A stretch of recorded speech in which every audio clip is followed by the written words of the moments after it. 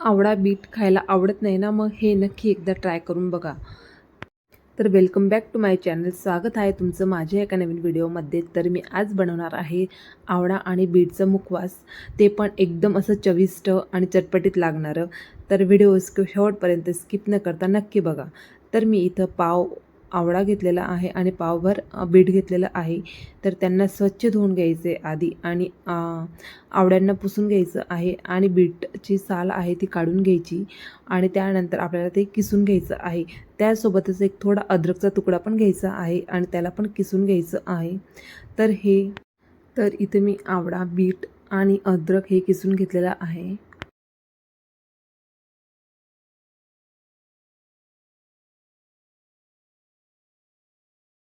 त्यानंतर आपण इथं मुखवाससाठी लागणारा मसाला तयार करून घेऊया. त्यासाठी मी इथं 4 चमचा बडीशोप घेतलेली आहे, 1 चमचा जिरं घेतलेलं आहे आणि 4 चमचा परत साखर घेतलेली आहे आणि हे सगळं आपल्याला मिक्सरमधून काढून घ्यायचं आहे.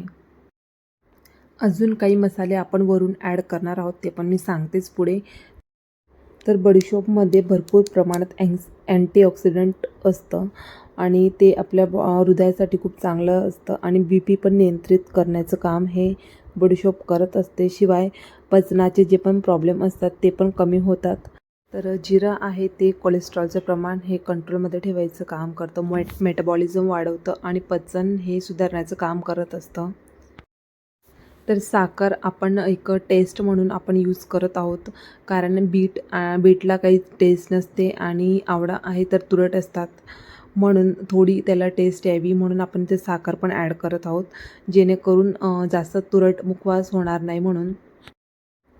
तर ही जी पावडर आता आपण केलेली आहे ती मिक्स करून घ्यायची आहे आणि त्यानंतर आपण वरून ॲड करणार आहोत थोडा हिंग. तर हिंग हा रक्त पातळ करायचं काम करत असतं, शिवाय मेटाबॉलिझम वाढवत असतं आणि BP पण कंट्रोल करायचं काम हिंग ते करत असतं. खराब कोलेस्ट्रॉल कमी करण्यात पण हिंग खूप उपयोगी आहे. तर त्यानंतर आपण थोडा ओवा ॲड करत आहोत. तर ओवा हे बॉडीमधील इन्फ्लॅमेशन आहे ते कमी करायचं काम करत असतं आणि पचन सुधारायचं पण काम ओवा करत असतात.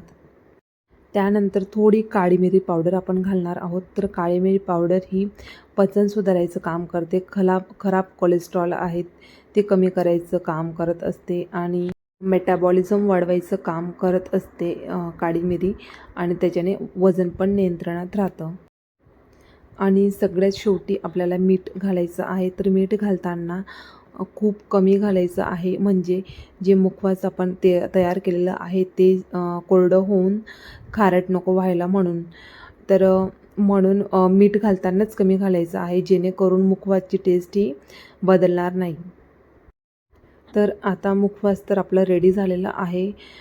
तर त्याला आता वाढवण्यासाठी घालायचं आहे.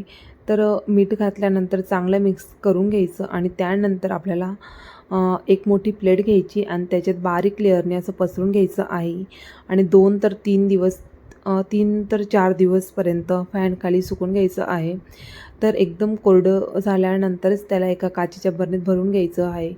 तर हे मुखवास 1 वर्षभर टिकतं, जर त्याला चांगलं तुम्ही वाढवून घेतलं असेल तर. आणि हे जेवणानंतर 1 चम्मच दररोज खायचं आहे. त्याच्याने जे हृदयाचे प्रॉब्लेम असतील ते पण कमी होतात आणि जर वेट लॉस करायचं असेल तर त्यासाठी पण हे खूप उपयोगी आहे. जर व्हिडिओ आवडला असेल तर लाईक करा, शेअर करा, कमेंट करा आणि जर चॅनलवर नवीन असाल तर चॅनलला सबस्क्राईब करा. तोपर्यंत बाय बाय, भेटूया एका नवीन व्हिडिओमध्ये आणि एकदा नक्कीच ट्राय करून बघा हे मुखवास.